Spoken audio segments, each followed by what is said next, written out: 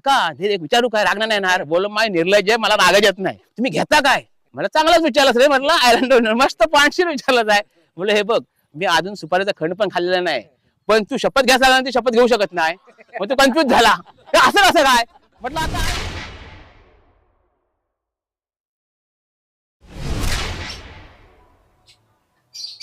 नमस्कार मित्रांनो, नवीन व्लॉग मध्ये तुमचं स्वागत आहे। आजचा व्लॉग हा स्पेशल असणार आहे बरं का। स्पेशलचं रिझन काय नक्की तुम्हाला कळलंच असेल, मागे बॅकग्राऊंड किती छान दिसतंय ना। तर आज मी आलेलो आहे रत्नागिरी पासून एक 14 किलोमीटर लांब असं तोंडे या गावामध्ये। तोंडे या गावामध्ये आहे हापूस ॲग्रो टुरिझम।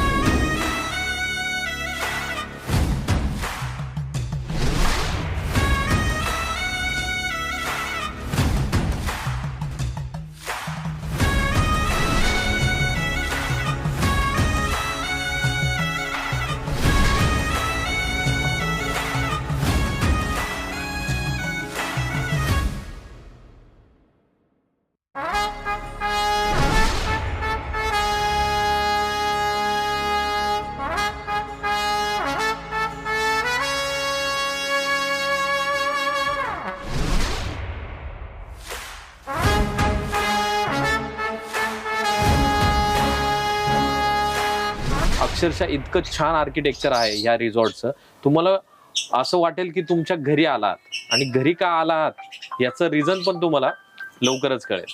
तर चला आपण सुरुवात करूया। तर आज ह्या स्पेशल व्लॉग मध्ये आपल्यासोबत आहे अशी एक स्पेशल व्यक्ती ज्यांना ही वास्तू निर्माण करताना आपला जीव ओतलाय। त्यांचं नाव आहे दीपक नागवेकर सर।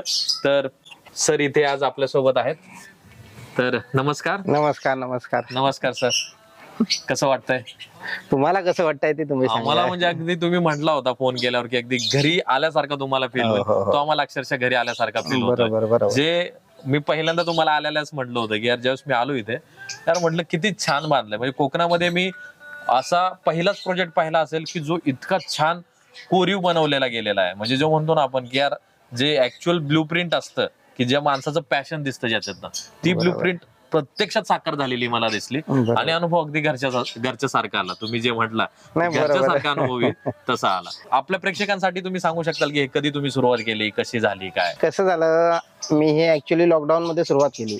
माझा आंब्याचा व्यवसाय हा पूर्वतः आंब्याचा व्यवसाय होता आणि मी पुण्यामध्ये मार्केटिंग करत होतो। त्यामुळे तुमच्यासारखी चांगली लोक माझ्या संपर्कात आले आणि ती मला विचारायची की रत्नागिरीत तुमच्या कोकणात आल्यानंतर कुठे फिरायला जायचं, कुठे राहायचं।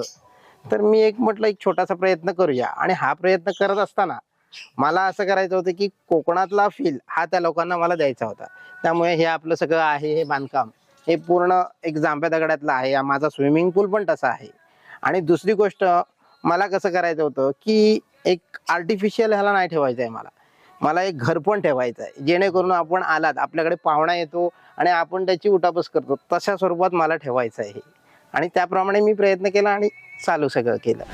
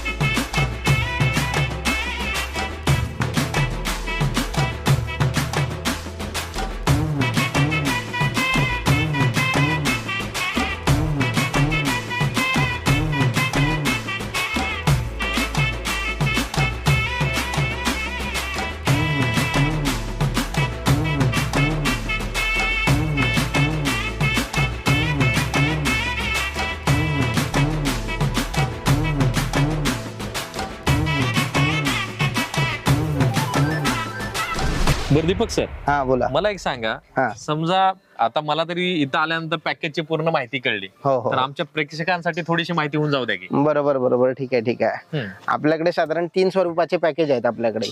एक 777चा जो हाफ डे पॅकेज आहे तो स्पेशली लोकल माणसांसाठी, म्हणजे ज्यांचं बर्थडे वगैरे असं सेलिब्रेट करायचा असतो अशा लोकांसाठी ते माझं पॅकेज आहे। आणि मुंबईवरून किंवा पुण्यावरून किंवा बाहेरून येणाऱ्या लोकांसाठी 1999 असा तो पॅकेज आहे। त्यामध्ये आपण त्यांना 2 वेळचा नाश्ता, 2 वेळचं जेवण, व्हेज नॉनव्हेज अनलिमिटेड जेवण असतं, तुम्ही जेवलातच आहेत. बरोबर, राईट. हा, त्यामुळे ते सगळं पूर्ण असं 2 टायमाचं जेवण असतं. आणि AC रूम आहेत, ज्यांना जशा रूम हव्यात तशा आम्ही त्यांना ते प्रोव्हाइड केले जातो. आणि आमच्याकडे टायमिंगचं बंधन नाही. आल्यापासून आम्ही शक्यतो 24 तास असं हे करतो, कारण आज येणाऱ्या लोकांना वेगवेगळ्या अडचणींचा सामोरा करून यायचं असतं. त्यामुळे टायमिंगचं थोडंसं बंधन आम्ही शिथिल ठेवलेलं आहे त्यासाठी. असं ते 1999चं 24 तासाचं पॅकेज आहे. त्यामध्ये सगळं परिपूर्ण असं पॅकेज आहे. आणि मेन म्हणजे सर्वसामान्यांना परवडेल असं पॅकेज आहे. आपण बाहेर हॉटेलमध्ये जातो, 4,000 5,000ची रूम बुक करतो, नंतर वेगळं जेवण घेतो, असं इथे काही नाहीये. इथे 2,000मध्ये पूर्ण पोटभर परिपूर्ण असं जेवण आम्ही देतो.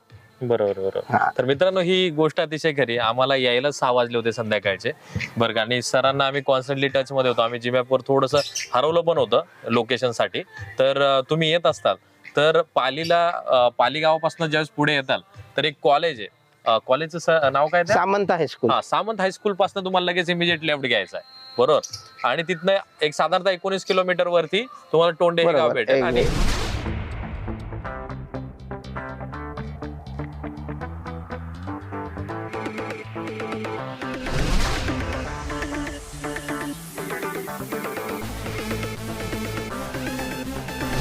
आणि तिथनं एक साधारणतः 19 किलोमीटर वरती तुम्हाला टोंडे हे गाव भेटेल. आणि इथे तुम्हाला हापूस ॲग्रो टुरिझम हे रिसॉर्ट भेटेल, जे आंब्याच्या बागेत बनवलेलं आहे. ही तुम्ही आता बघताय सगळी आजूबाजूला सगळी आमराई आहे आणि तिथे सगळ्यांना आंबे लटकतायत.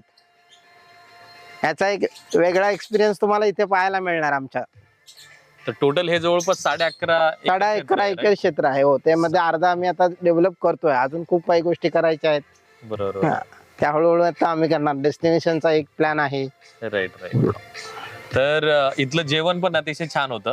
पहिल्या दिवशी आम्ही खाल्ली चिकन थाळी आणि दुसऱ्या दिवशी आम्ही खाल्ली फिश थाळी. तर टेस्ट एकदम अप्रतिम, एकदम प्रॉपर लोकल ऑथेंटिक. तुम्हाला कोकणी पद्धतीचा जर आस्वाद घ्यायचा असेल तर फक्त एकच चॉईस आहे आपल्याकडे, ती आहे हापूस ॲग्रो टुरिझम रिसॉर्ट. आणि आपली फिशची व्हरायटी त्यांना सांगा, लोकांना किती प्रकार होते तुमच्या थाळीत ते लोकांपर्यंत जाणं महत्वाचं आहे. हा, आता फिश थाळीमध्ये आम्हाला काय होते, 2 सुरमई तवा फ्राय होते. त्याच्यानंतर आम्हाला 2 फिशच्या भाज्या होत्या, ज्याच्यामध्ये सुरमई आणि एक बांगड्याची भाजी होती. त्याच्यानंतर इकडे जावळा म्हणतात आणि आपल्याकडे पुणे रिजन मध्ये सुकट म्हणतात. तर ती सुकटची एक भाजी होती. आणि तिसऱ्या होत्या मुळे. तिसऱ्या म्हणतात. एक शिपी बोलतात त्याला, मुळे बोलतात, तिसऱ्या बोलतात, एक शिपी बोलतात, शिंपल्या, थोडक्यात शिंपल्याची भाजी. हो. आणि महत्वाचं म्हणजे मी आयुष्यात आतापर्यंत कधी शिंपल्याची भाजी खाल्ली नाही, तर शिंपल्याची भाजीही होती इथे. आणि त्यांना मी थोडंसं विचारलं की शिंपल्याची भाजी नक्की खायची कशी, तर त्यांनी सांगितलं आम्हाला की कशी ती खायची. आतापर्यंत खाल्ली तर अप्रतिम भाजी होती. सुरुवातीला आम्ही थोडं कॉन्शियस होतो की यार शिंपल्याची भाजी आपण फर्स्ट टाइम खातोय, सो थोडंसं प्रेशर होतं की यार बघू, पण ट्राय करू. आणि ट्राय केला आणि इतकी आवडली की एकदम व्यवस्थित त्याला, म्हणजे तुम्हाला आवडेल खाता खाता अशी ती डिश बनली होती. आणि टेस्ट वगैरे सगळं एकदम अप्रतिम, लाजवाब, प्रॉपर तुम्हाला अस्सल कोकणी स्वाद मिळेल. आणि आंब्याच्या दिवसात आम्ही आंबेही खायला प्रोव्हाइड करतो. इथे आंबेही देतो. आज संध्याकाळी तुम्हाला पण मिळतील ते जेवण. राईट.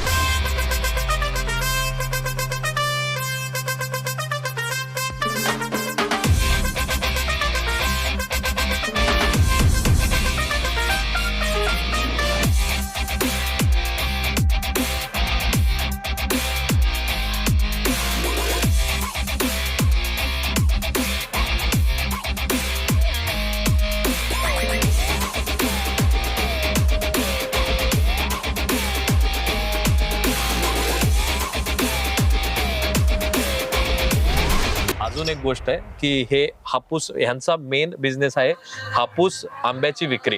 तर त्याबद्दल थोडं सांगा, तुमचा काय इनिशियल स्ट्रगल होता, जे की आता मी चिंचवडचा आहे तर हे नेमके ह्यांचं करिअर पण चिंचवड पासून स्टार्ट झालेलं. हो, चिंचवड रामकृष्ण मोरे मध्ये मी पूर्वी म्हणजे मी वयाच्या 21व्या वर्षी मी रामकृष्ण मोरे नाट्यगृहामध्ये आंबा महोत्सवला गेलो होतो आणि त्या निमित्ताने ही सुरुवात झाली. त्यानंतर पुण्यात टिळक रोडमध्ये ग्राहकपेठमध्ये आता माझा जवळपास 18 ते 19 वर्ष आता स्टॉल असतो आंब्याचा आणि मेन बिझनेस तो होतो. आणि त्यामुळे कसं होतं, पैसा कमवणं हे उद्देश मेन नव्हतं आमचं. ग्राहकांना एक काहीतरी वेगळं करायचं आणि येणाऱ्यांना एक आपला पाहुणा समजून त्यांचा आदरातिथ्य करायची, हे महत्त्वाचा उद्देश आहे. इथे पैशाला म्हणजे पैसा प्रत्येक गोष्टीत आम्ही इथे मोजला जात नाही. म्हणजे थोडक्यात पैसा ही गोष्ट आम्ही जरा बाजूला ठेवतो, हे सगळ्यात पैशात होत नाही. राईट, हे अतिशय खरं आहे यांचं, की यांचा पहिला आम्हाला फोन केल्यावरती वाक्य होतं की तुम्हाला घरच्या सारखं वाटेल. इथे आलो, यांनी आमच्याकडून 1 रुपया घेतला नाही ना ऍडव्हान्स. ह्यांना मी पहिला प्रश्न विचारला की ऍडव्हान्स किती पाठवू मी. हे म्हटले तुम्हाला पैसे पाठवायची गरज नाही. आता मी आज दुसरा माझा दिवस राहिलोय, अजून आमची पैशाची बोलणी झालेली नाही. म्हणजे विचार करा की एवढा मोठा दिलदार माणूस आहे. आणि ह्या पॅकेजला आमच्या जंगल सफारी असते, ती आज आम्ही रात्री यांची करणार आहे. लोटेश्वर मंदिर झालं, त्या मंदिराविषयी तुम्ही सांगा थोडंसं काहीतरी. हो, तर लोटेश्वर मंदिराला आम्ही गेलतो. एक्सपिरियन्स अतिशय उत्तम होता. पहिलं म्हणजे ह्यांची जी आहे मेन गाडी थार एक अट्रॅक्शन राहतं. थार गाडीमध्ये यांनी आम्हाला त्या मंदिरापर्यंत नेलं. मग मंदिरामध्ये मंदिर जे आहे त्याला एक पार्श्वभूमी, एक पौराणिक कथा आहे की ज्याच्यामध्ये एका ब्राह्मणाची गाय असते जो गुराखी चारतो आणि त्याची गाय स्वतःहून पाना देत होती एका दगडावरती. आणि मग पुढे जाऊन त्या जंगलामध्ये जाऊन लोकांनी शोध घेतला आणि तिथे त्यांना शिवलिंग सापडलं. तर ही अशी एक आख्यायिका, तर स्वयंभू साक्षात महादेव तिथं प्रकटलेली अशी ती जागा आहे. त्याला नाव आहे लोटेश्वर मंदिर. तर हे शंकराचं अप्रतिम मंदिर आहे आणि एक जंगलामध्ये मंदिर आहे ते. तर तुम्हाला अतिशय एक छान लोकेशन आहे, तिथे जाण्याचा फीलच वेगळा आहे. थोडंसं मला त्या मंदिराबद्दल बोलायचं आहे. कसं आहे, आपण एक 10,000, 20,000, 30,000, 50,000 खर्च करून भीमाशंकर अजून कुठे कुठे ज्योतिर्लिंग फिरायला जातो, पण इथे आपलं छोटंसं असं हे मंदिर आहे आणि ते स्वयंभू शंकराचं आहे. माझी सगळ्यांना विनंती आहे की त्यांनी एकदा तरी या ठिकाणी यावं आणि ते सगळं मी माझ्या पॅकेजमध्ये फ्रीमध्ये ठेवलेलं आहे.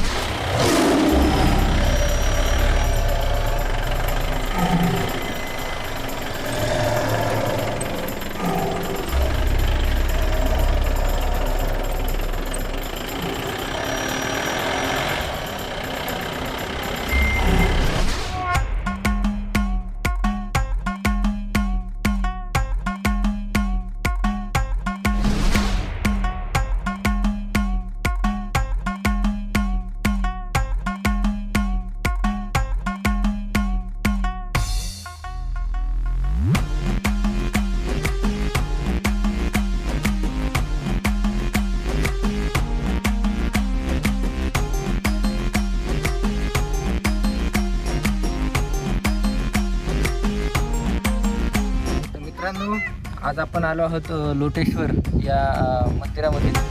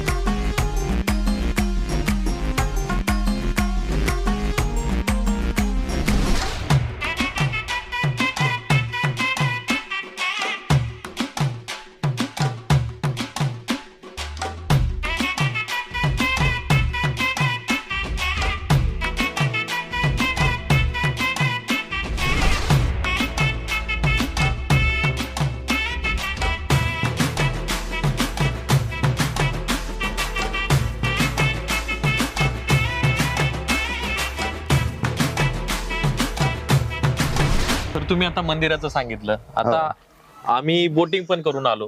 बोटिंगचं तुम्ही सांगायला विसरला की बोटिंगचंही सांगा आमच्या प्रेक्षकांना. हो हो, आपल्या इथे कसं पॅकेजला एक सुंदर असं खाली आमची एक नदी आहे, काजळी नदी म्हणून. त्या नदीमध्ये आम्ही एक यांत्रिक नौका नाही आहे आमच्याकडे. एक अशीच जी आपण पारंपरिक पद्धतीने जी होडी एक हाताने वळवतो त्या प्रकारची ती होडी आहे आणि तिथे आम्ही बोटिंग करतो आणि सुंदर असं पक्ष्यांचे तिथे आवाज येतात आणि तिथे आमचा यूट्यूबला असलेला पावसकर संदीप पावसकर हा तिथे बोटिंग करतो आणि प्रेक्षकांची तिथे माझ्या आलेल्या एक कस्टमर ग्राहकांची ते करमणूक करतात. थोडक्यात असं ते बोटिंग आहे. ते आता तुम्ही अनुभवलंच असाल प्रत्यक्ष. राईट. तर अतिशय अप्रतिम अनुभव होता बोटिंगचाही.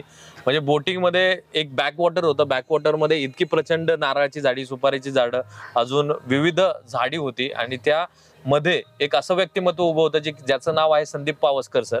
की ते काका इतकं हसवतात की म्हणजे त्यांचा एक फेमस एक व्हायरल व्हिडिओ झाला होता. तुम्ही युट्यूबवर नक्की सर्च करा की बेवड्याच मान नाही हा त्यांचा व्हिडिओ होता जो प्रचंड व्हायरल झाला.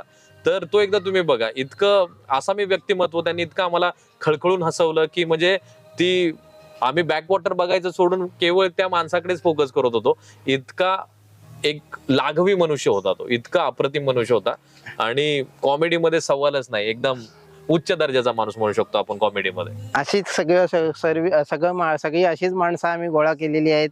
आपलेपणा त्या माणसात आहे आणि त्याचा अनुभव प्रत्यक्ष तुम्ही आता पाहिलातच आहे.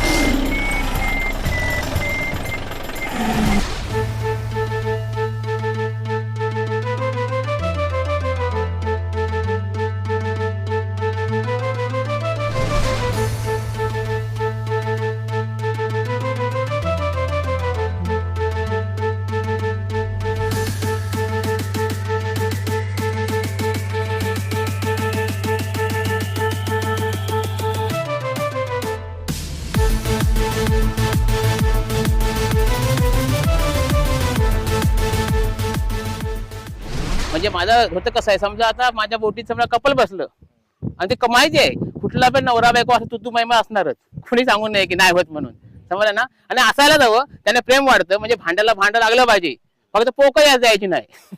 पोकं आली की संपला विषय. लक्षात आहे ना. आता तुम्ही म्हणाल माझं वाचतं की नाही, माझं तर एक दिवस भांडगाड्याशिवाय जातच नाही, पण घटस्फोट नाही. लक्षात झालं. म्हणजे सांगायची पद्धत म्हणजे अशीच आहे विनोदी ढंगाने की असं चाललं पाहिजे. फक्त त्याचा दुसऱ्याने मजा घेता कामा नाही. आता नवरा बायको समजा बसली होडीत आणि भानगड झाली, तर मी सांगतो कसा शिरा पडली जेव्हा तोंडावरती, मी याला बायकावर भांडच कसलो. तिकडची पाटणं आली होती, तूच गेलो होतास ना गाडी घडून पंप माझी तिका आणूक, आणि तिका मला आणलंच आहे ना, तर सांभाळून घे ना. आणि हात कसलं उगारतस, समजा हात उगारलंस नाही कानाखाली मारलंस तर कान फुटलो डोळे फुटलो करतो दुखात ना, कारण मरशील नाही तू. मग ती हसते. हा तिला काय वाटत तुझी बाजू घेतली की, तिला म्हणतो नाही बाय माझी तू काय हसतस आहे, तू पण कटकट करू नको, माहिती आहे तुझ्या कटकडे पियूक लागत आणि संसार उद्ध्वस्त होईल. मग समजला. सासू नको, सासरं नको, धीर नको, वेगळं व्हायचं मला असं काय करू नको, समजला ना. जसं स्वीकारलंच आहे का नाही, तसं स्वीकार आनंद करा, साजरं करा ना, संसार सुखाचं होत ना. म्हणजे अशा ढंगाने मी ती पुढे जातो. म्हणजे विनोद करायची माझी पद्धत अशी वेगळी आहे, म्हणजे प्रबोधन पण आणि मनोरंजन पण, समजलं. आता उद्या आज माझा संगमेश्वरला प्रोग्राम आहे, उद्या माझा हळदी कुंकूसाठी खास स्पेशल आहे उद्या. नाही त्यांना सगळ्यांना आवडतंय की तुम्ही या, तुम्ही बोललात ते आम्हाला बरं वाटतं तुमची बोली. मग मी पण ते हळदी कुंकूला उद्या जाणार आहे ना, तो प्रोग्राम मी कसा करणार आहे. हळदी कुंकूचं महत्वाचं, हळदी कुंकू करत असते स्त्रिया, पण त्यांना महत्व माहिती नसेल. हळदी कुंकू का सुरू झालं तर पूर्वी बघा किती सुंदर होतं की स्त्रिया बाहेर नाही पडायच्या, घराच्या बाहेर पडायच्या नाही कधी. मग त्यांना बोलणं चालणं त्यांचं व्हायचं नाही आणि खरी चांगली पद्धत होती. आताची स्त्री घराच्या बाहेर राहणार, एका बाईवर तास बोलणार, विचारलं हो आज झाला नाही ना, माझी बाई वेळ नाही, तासभर बोलत असणार पूर्वीची. त्याच्यामुळे मग ह्याची उठाठेव त्याच, म्हणजे रामाची बायको शामान नेल्या का हे चौकशी लागले. त्याच्या पूर्वीचं तसं नव्हतं. आणि पूर्वीचं म्हणून मग एकत्र महिला येण्यासाठी आणि एकामेकाचे सुखदुःख बोलण्यासाठी ते हळदी कुंकू असायचं. आणि हळद आणि कुंकुमामध्ये खूप ताकद आहे आणि हे मी उद्या त्यांना स्पष्ट करून सांगणार आहे. आणि त्याच्यासाठी मी प्रोग्राम तो मी अरेंजमेंट केलाय. आणि हेच माझी पद्धत आहे की चांगलं कसं सांगता येईल आपल्या व्हिडिओच्या पद्धतीनं की पूर्व आणि हे मी सगळं अनुभवलं चांगल्या माणसांकडून आणि ते मी सांगतो. माझ्याकडे ज्ञान नाहीये पण मी साचून खूप ठेवलंय. जे आपल्यापेक्षा वयाने मोठे होते ना त्याचं ऐकून साचवून ठेवलंय आणि ते देण्याचा प्रयत्न करतो. आता कधी कधी काय बायका बसतात ना काय ऍटिट्यूड, शी घाणेरडं पाणी म्हटलं घाणेरडं पाणी कसं काय, या नदीचं पाणी वाहतं पण एका दोष नसता. तुम्ही स्विमिंग मध्ये आंघोळ करता काय घाणेरडं पाणी, ते तुम्ही आंघोळ करताव चूल भरताव आदल्या दिवशी 10,000 लिटर पाणी असता दुसऱ्या 2-3 लिटर वाटत येता काय ना म्हणजे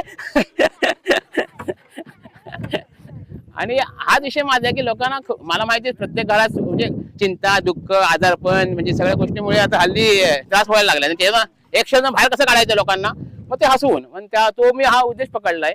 मग ते मुलं बिलं असले तरी मुलं असले तर त्यांना वेगळ्या पद्धतीने समजा काही मुलं असतील तरुण छोटी मी पोरासनी लय घाबरते कारण पोरं लय डेंजर. परवा पोरा आली त्यांनी विचारलं तुमचं जन्म कधी झालो, एक म्हणतं माझं सोमवारी झालो, एक म्हणतं बुधवारी झालो, एक म्हणतं गुरुवारी झालो. नंतर त्यांनी माका विचारली तुमचं कधी झालो, म्हटलं रविवार झालो. पोरा म्हणतं रविवार जन्म होऊ शकत नाही, म्हटलं का सुट्टी असता. नंतर म्हटलं पोरानो माझी भंकस करू नका पट्टो काढीन मी मारीन. तर म्हणतं पट्टो तुम्ही काढू शकत नाही, म्हटलं का तुम्ही पॅन्ट खाली आहेत. म्हणजे असं प्रत्येकाला त्या अनुषंगाने ना मी ते विनोद करत जातो आणि ते लोकांना सगळं आवडायला लागलंय. मग मला काय युट्यूबचं चॅनल मी काढलेलं नव्हतं पण त्या लोकांनी मला ते येऊन काढून दिलं इथे कारण माझ्यामुळे लोकांनी कमवलं नाही असं ते म्हणतात. पण माझं असं बेत आहे की आपल्यामुळे जर कोणत्याला हातभार लागत असेल तर तो आशीर्वाद आपल्याला मिळतो आणि ते सांगण्याचा प्रयत्न करतोय लोकांना. तर ते म्हणतात नाही तुम्ही जरा काढा आमटीसाठी काढा, मग ठीक आहे त्यासाठी मी काढलंय आणि त्याच्यामुळे मी आता हल्ली 15 दिवसापूर्वी इंस्टाग्रामवर टाकायला लागलोय. आता मला त्यातलं काहीच कळत नाही असा विषय आहे.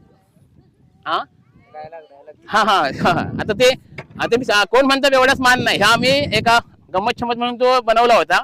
पण आता काय झालंय त्या डायलॉग मुळे जो तो आता बोलवतो म्हणजे आता भजनवाले म्हणतात आम्हाला सांगा की भजनवाल्यांना मान आहे मग त्याला पण त्यांच्या पद्धतीने त्याला पण देतो. मग त्यांना कसं देतो अरे हल्ली मी फेमस झाल्यामुळे ना माझं फोटो घेतात सेल्फी घेतात good bye tata bye bye करतात.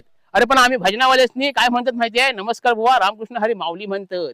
मग त्यांच्यासाठी असा काढलाय. आता परवा बॉडी बिल्डिंग स्त्री होती भंडारश्री त्याने मला बोलवलं नाही की जरा आमच्या इथे या जरा प्रोग्राम करायला. मग त्यांची इच्छा होती कोण म्हणतो एवढंच मान नाही कर पण मी तो नाही पॅटर्न वापरत. मग तिकडे कसा केला मी बघितला बॉडी बिल्डर श्री माका पण वाटतं कधी कधी अशी बॉडी बनवावी.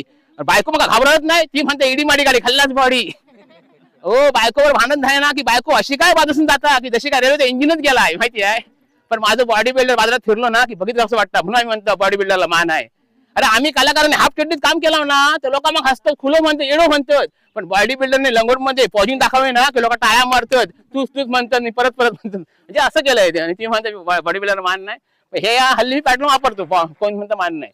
तर हा कसा केलाय बघा कोण म्हणतं बेवढ्याच मान नाही कोण म्हणतं बेवढ्याच मान नाही. अरे ही काय मानच आहे ना आणि ती म्हणतात बेवढ्याच मान नाही. कबूल आहे मी गटरात पडतोय खड्ड्यात पडतोय कबूल आहे मी गटरात पडतोय खड्ड्यात पडतोय. अरे पण गटाने खड्डे गोदूच नका पडलेच नसते ना. आणि ती म्हणते बेवढ्याक मान नाही. मी सांगते बेवढ्याक मान हाय. माझी बायको काय तुमची बायको काय 100-200ची खरेदी करतो ती सांगूच सुटत आम्ही शॉपिंग केला. अरे आम्ही बघा 1000ची दारू पिताव खिचाट नाही बाबा गपचूप झोपताव. आणि ते म्हणतात बेवढ्याक मान नाही. हा कोण म्हणतात बेवढ्याक मान नाही. मी सांगते बेवढ्याक मान हाय. अक्का जग म्हणता बायका आपली चूक मान्य करत नाही. हो माझी बायको दररोज चूक मान्य करता ती दररोज म्हणता चूक झालं तुमच्याशी लग्न करून. ती म्हणतात बेवढ्याक मान नाही. हा कोण म्हणता बेवढ्याक मान नाही. एवढी महागाई झाली सगळ्यांना आंदोलन केलं की नाही आम्ही आंदोलन केला अजिबात नाही. हो द्या सरकारचा फायदो साधी राणी उच्च विचारसरणी. आणि ती म्हणतात बेवढ्याक मान नाही. आमचं ऍटिट्यूड अजिबात नाही. समजा दारू पिताना आमचा थम्सअप संपला सोडा संपला तर पाणी टाकून पिताव पण मोठीगिरी अजिबात नाही. आणि ती म्हणतात बेवढ्याक मान नाही. मी सांगते बेवढ्याक मान आहे. रस्त्यात उभं होतोय समोर ना एसटी आली एसटी फक्त हात दाखवले एसटी एकटं थांबली. ती म्हणतात बेवढ्याक मान नाही. हा कोण म्हणतात बेवढ्याक मान नाही. एसटी थांबली कंडक्टर एकटाच दरवाजा उघडल्यान. ती म्हणतात बेवढ्याक मान नाही. असं लटपट होतोय पडू नये ना म्हणून कॉलर धरल्यान आणि सामान हात घातल्यान. आणि ती म्हणतात बेवढ्याक मान नाही. आज चाललं एसटी फुल मी पण फुल कसं पाठच्या बाकडावर गेलोय पाठचा बाकडा फुल मी शापच फुल. मी बसूक जाणार एवढं सगळ्या माणसं उठलीच नाही एकटा सीट बसूक नाही ना म्हणून सर झोपलोय. समोर आलो कंडक्टर म्हणतो तिकाट माझा चाकड संपला की काय म्हणून घातलंय खिशात हात नाही काढलाय तिकडं तो गोलवून ठेवलं हातावर राहण्याच्या कानाखाली मारला ना माझ्या.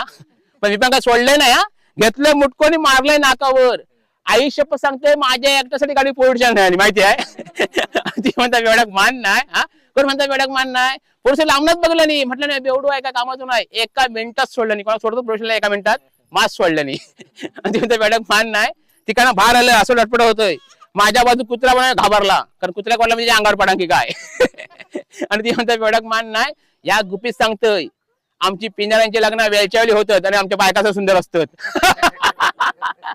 आणि ती म्हणता बेवडक मान नाही. हा कोण म्हणता बेवडक मान नाही, माझी बायको माझ्यावर लय प्रेम करता, ती का म्हटलं ना घराच्या बाहेर जाते काय घेऊन येऊ काय, ती पाया पडता म्हणता काय घेऊन येऊ नका.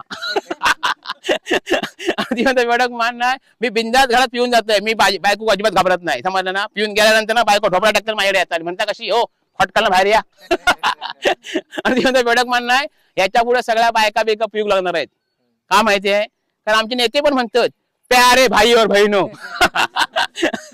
आणि ती म्हणता बेवडक मान नाही. कोण म्हणता बेवडक मान नाही, अख्खा जग खोटा बोलात पण आम्ही सगळं खरा बोलतो की नाही. खायचं पण कार्यक्रम असू देत, आधी आमची सोय करतात नंतर जेवणाची पंगत लावतात. आणि ती म्हणता बेवडक मान नाही. कोण म्हणता बेवडक मान नाही, पोलिसांना बाहेर आलंय, त्यांची गाडी घेतली झोम ठोकली, समोर नाही तुझा प्रेत, माझी गाडी प्रेताक ठोकली, प्रेत झाला आडवा, सगळी माणसं मारू गेलेत, म्हटलं हात नाही लावायचो, पडलो तो काय बोलत नाही, तुम्ही बोलता. आणि ती म्हणता बेवडक मान नाही. कोण म्हणता बेवडक मान नाही, माझी बायको कायम कंट्रोल करतात, तुझं हो दोस्त वाईट तो दोस्त वाईट, ती का म्हटलंय तुझ्या मैत्रिणी कधी वाईट म्हणते काय, चांगली म्हणते ना मी. ती म्हणता बेवडक मान, ती मध्ये या घराच्या पोर बघा रडतोय, म्हटलं काळजी करू नको, पोराक 2 मिनिटात चुप करतोय, पोरग्याक घेतलंय, पोरग्याक 2 मिनिटात चुप केलंय, कसा विचारा, काढलंय क्वार्टर दिलंय पोराक बुजभर, पोरगा शिलीप. ती म्हणते बेवडक मान नाही. धन्यवाद.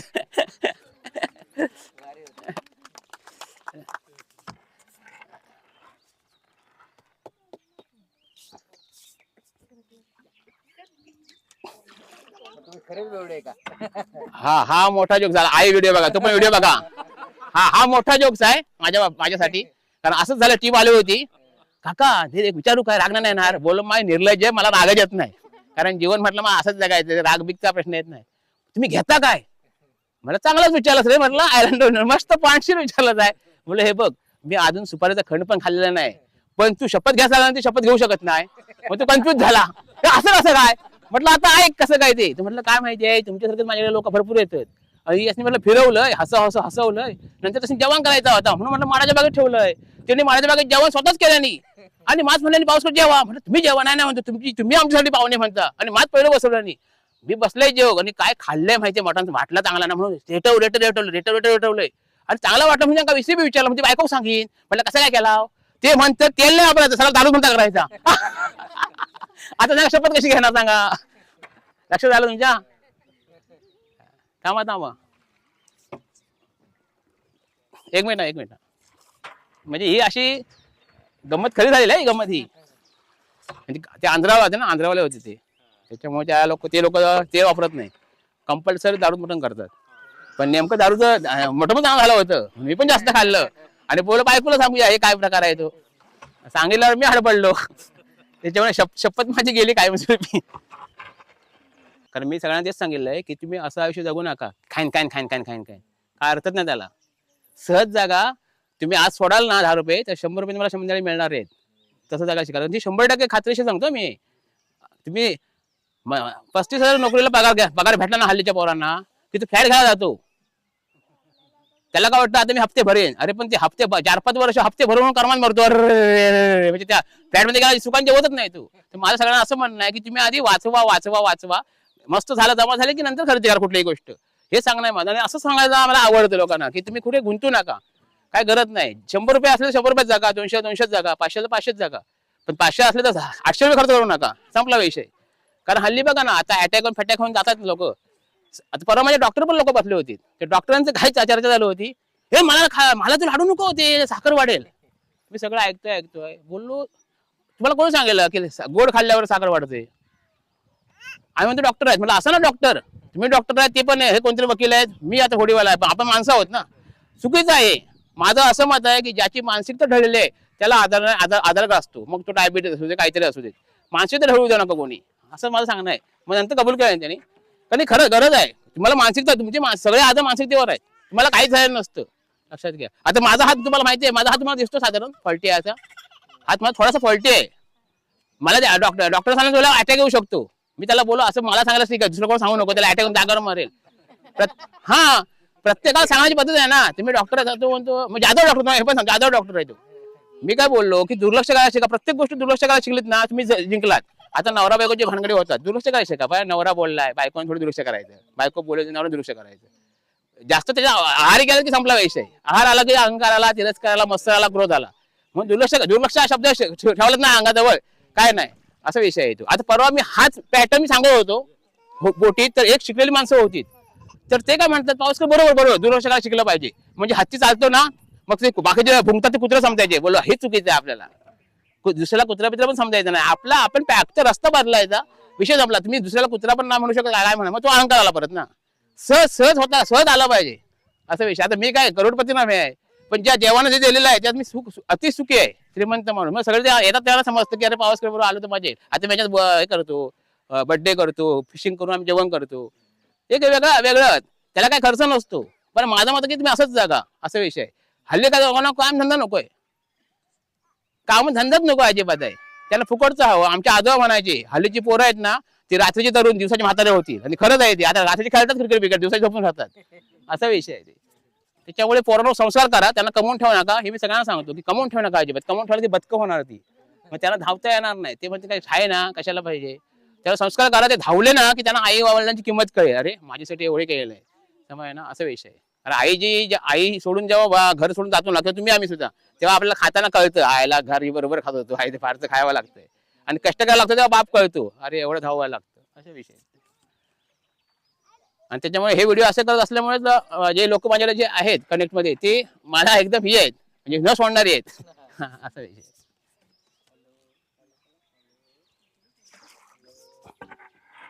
माझे प्राणप्रिय सखे भगिनी, तात्या भगिनी बोललो मेलो, म्हणजे अरे मेला राम का सीताची बहीण होती, भगिनी काय भगिनी, तो पाळणा पकडतो. आणि मग मध्ये मी त्याला म्हणतो काय चलो ह्यो माझं पोर गुणाचो आहे. तात्या काय मी गुणाचो नाही, मग मी गणपतचो आहे. म्हणजे असं ते नाटक आहे ना, असं म्हणजे सहज ओढादान नाही नाटक केले, ते सहज कसं होईल, आपण घरी कसे आपण मग कसं, त्यामध्ये सगळं आहे ते. अशा त्या पद्धतीने नाटक पुढे नेलंय मी. म्हणजे रावण येतो, अरे काय मेल्या, नाही भिक्षा मागायच्या ना, माग मेल्या. हा मग मागते शिते जेवायला दे, अरे जेवायला दे, काय मेल्या भिक्षा माग, अरे साधू आहेस ना तू. हा बघते म्हणजे तो पण चुकतो, तो फंबल होतो, त्याला समजत नाही डायलॉग काय नेमका तो. सीता पण आहे ना, ती म्हणते ए मेल्या घरात ना आमागच खाऊ, तू का काय ना ते हो. असं तो म्हणतो मग काय असं ते बघ त्या फोन भात आहे काय, असं ते विषय आहे. मग ती भिक्षा द्यायला येते, मग हा म्हणतो नाही लाईनीच्या आत मी भिक्षा घेणार नाही, असं म्हणतोस, ह्या घे आलंय. म्हणजे असं ते नाटक आहे ना, की ते लोकांना कळतं अरे रामायण असंच आहे, फक्त हे चुकीचं आहे, असं आहे ते विषय. खूप मजा आहे. आणि मला हे असंच आवडतं की समोरचा आपल्यावर आलेला माणूस हसत खेळत असला पाहिजे, राहायला पाहिजे. कारण प्रत्येकाच्या घरात ना इतकी टेन्शन आहेत बघितलं ना, ते काय गरजेची नाही टेन्शन आहेत ती खरी, पण ते आपण ओढवून घेतलेली आहेत विनाकारण. आणि म्हणून मला सांगणार की घरात तुम्ही असं राहा, व्यवस्थित खायचं काय, आपण आज आहोत उद्या नाही. मला खूप जण सांगतात की पावसकर तू स्वस्तात जाऊ नको, असं कुठे स्वस्तात म्हणजे कसं सहज जाऊ नको, कोणी बोलवलं की बाबा मी आज आहे उद्या नाही, त्याच्यामुळे काय खरं नाही. त्याच्यामुळे मी माझं जेवढं असेल ते प्रेझेंटेशन करणार, निघून जाणार, जेवढं ओळख आहे. मग त्यांना मग कळतं अरे हा बरोबर आहे, काय गरज नाही ऍटिट्यूड दाखवायची, काय गरज नाही, असा विषय. आज सुद्धा जाईन ना, खूप गर्दी असणार तिकडे, मी सहज जातो, त्यांच्यावर बसतो, जेवतो, खातो, माझं काम करतो, सकाळी येतो निघून. तिथे हे काय नाही, असा विषय. मला फक्त कोणी व्यवसाय केला की मला आनंद होतो, मी त्याचा लगेच व्हिडिओ करतो. हा म्हणजे त्याचं हे होण्यासाठी म्हणजे काय, मला माझ्या दृष्टीने हे काय व्यवसाय लहान मोठा काय नाही. तुम्ही व्यवसाय करा. कोकण स्वर्ग म्हणता ना, तर मग तुम्ही इकडून तिकडे कशाला मुंबईला जाताना नोकरी राहिला, इथे किती मरणाचे आहेत, करा ना, भाजीपाला करा, तू काही करू शकता. पण कोकण स्वर्ग म्हणता तिकडे जाऊन म्हणताय, इकडे तुम्ही काम करू शकत नाही, मग कसला कोकण स्वर्ग. माझं असं मध्ये कोकण स्वर्ग म्हणत असेल तर इथे राहा, इथे नांदा मस्त पैकी, इथे नांदला तर मी म्हणेन तुम्ही कोकण स्वर्ग आहे. खूप करणार काय हो, इथे मासे पकडायला तुम्ही विकू शकता, पण पोरं येणारच नाही, कारण मोबाईल मध्ये सगळे बोटात टाकत असं. तर नमस्कार, अशा तऱ्हेने आमची बोटिंग झालेले आहे. हे सगळे बघा आमचे बाहेरून आलेले आपले प्रेक्षक आहेत, म्हणजे आदरणीय वंदनीय अशा आमच्यासाठी आहे. त्यांच्याकडनं आम्ही गुरुदान घेत आहोत आणि आम्ही कधी त्यांनी गुरुदान देत आहोत. आता काय होत आहे का समजत नाही बघा आता.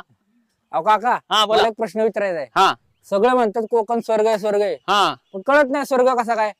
हा सांगा की. कळत नाही स्वर्ग कसा आहे ना. आता वातावरण कसं हिरवागार आहे की नाही, हिरवागार वातावरण म्हणजे कोकण समजा ना. आता नदी आहे, नदी डोंगर आला की कोकण आला, बरोबर. आता बघा नारळी पोपळीच्या बागा आहेत, म्हणजे सगळ्या काही गोष्टी आहेत जिकडे.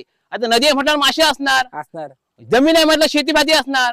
पण आमचा होता कसा लोकांचा माहिती आहे, सगळे उठतात नोकरी जातात शहरात जातात हा. आणि म्हणतात कोकण स्वर्ग. हा. अरे कोकणचं स्वर्ग असतात तर इकडे काय उद्योगधंदे नाही आहे? बरोबर. अरे बारीक सारीक उद्योगधंदे केला म्हणा की कोकण स्वर्गच आहे, समजला ना. अरे नारळ काजू पोपळी हे सगळे फळाफुलं आहेत ना, ही विकला नाही ना जरी बाजारात तरी त्यांना पैसे कमवणार आहे की नाही? मग काय? या नदीत जर मासे पकडला समजलं ना तरी पैसे आहे की नाही? समजा आता मी बोटिंग करते, अजून 4-5 जणांनी बोटिंग केली आणि 5 जणांनी कामाला लावला नाही तर नोकरी आहे की नाही? मग सगळे उठतात ते बाहेर जातात. अरे काही दिवसांना ही शेती करू लागणार आहे, समजलं ना. आता तांदूळ झालं 50 रुपये किलो, 100% 100 रुपये होता की नाही बघा. झक मारून आम्हाला शेती करू लागत परत, माहिती आहे. मग उद्योग आहे की नाही? म्हणजे बरेच उद्योग कोकणात आहे, पण आमच्या पासून त्या करू नको, सगळे आळशी झालेले आहेत, माहिती आहे. बोटात टाका झालेले आहे फक्त म्हणा ना, असं झालेलं आहे. त्याच्यामुळे माझी कळकळीची विनंती आहे की बारीक सारीक होई की नाही, धंदो का बारीक सारीक नसता, प्रत्येकाने व्यवसाय करा आणि त्या व्यवसायावर आणखी लोकांनी साथ दिसा, म्हणजे नोकरी दिसा, 100% व्यवसाय होणार, बरोबर की नाही? बरोबर. धन्यवाद. धन्यवाद. आपला स्टाफ पण आपला कसा आहे त्या पण अगदी तुम्हाला आता माहिती आहे. समाधान पाटील आहे स्पेसिफिक हा, right, right.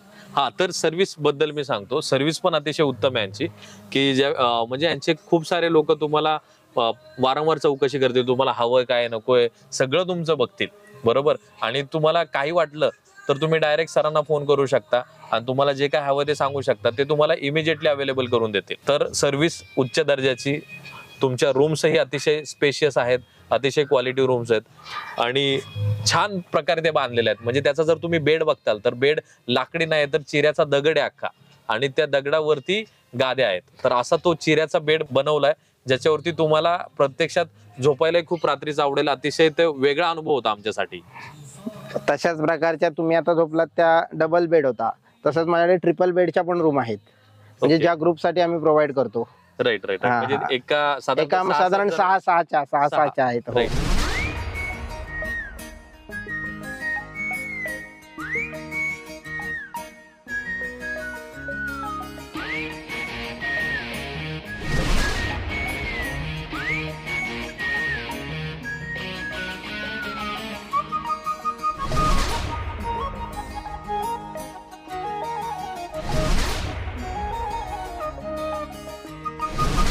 बर सर, आता समजा एखाद्या ग्रुपला यायचं असेल आणि त्यांना जर गेट टुगेदर साजरा करायचा असेल तर कसं राहतं इथे?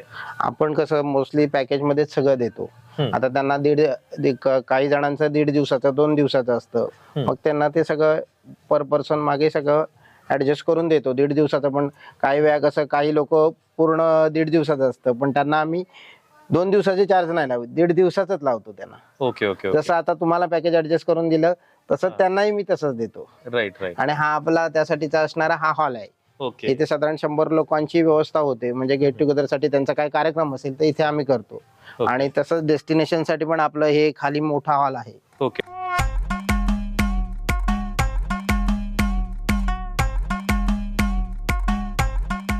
तिथे हा डेस्टिनेशन वेडिंग साठी इथे आपण ते सगळं करतो.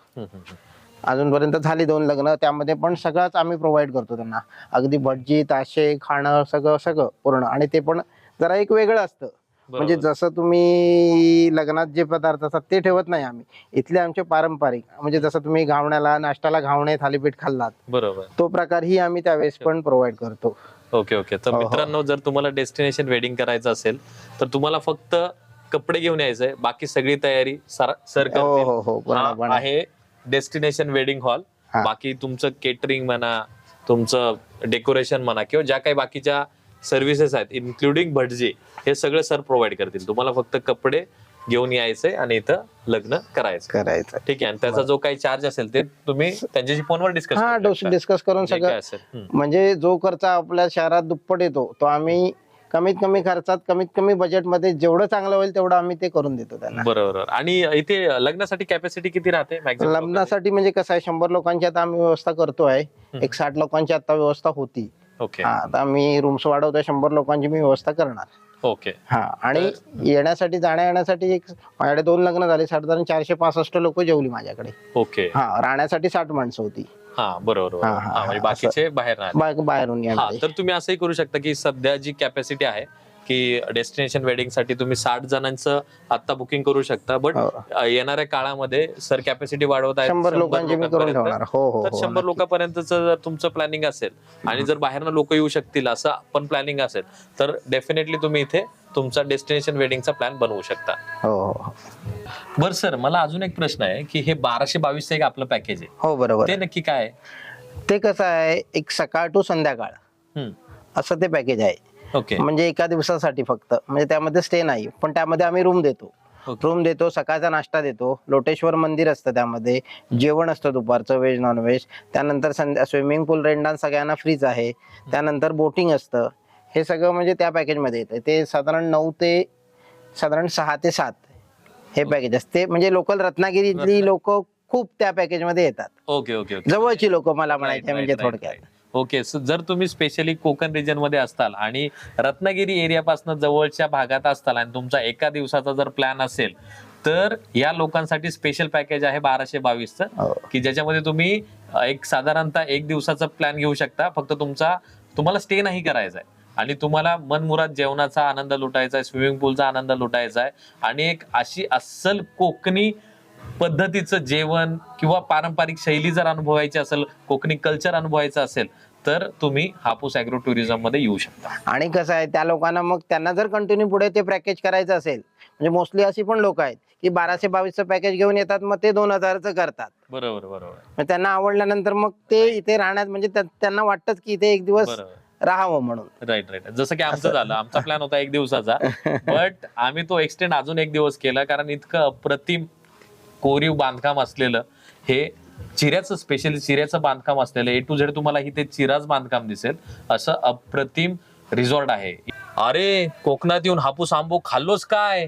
काय सर, सांगा जरा. मग ह्यो आहे आमचो कोकणातलो हापूस, फलांचो राजा, आणि त्या हापूस प्रमाणे आम्ही ह्या सगळा हापूस केलेला आहे.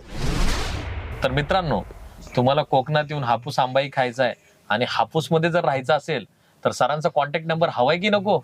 तर सर, तुमचं काय कॉन्टॅक्ट डिटेल सांगा की. आहे ना, 7588 555 या नंबरवरती फोन करा, कधीही फोन करा आणि तुम्हाला याविषयी सर्व माहिती मिळेल. तर मित्रांनो, लवकरात लवकर फोन करा आणि आजच तुमचं पॅकेज बुक करा. धन्यवाद. धन्यवाद. तर मित्रांनो, तुम्हीही या जबरदस्त फिल्म प्रोडक्शन चॅनलला सबस्क्राईब करा, लाईक करा आणि शेअर करा, आणि त्याचप्रमाणे या हापूस ॲग्रो टुरिझमला भेट द्यायला विसरू नका.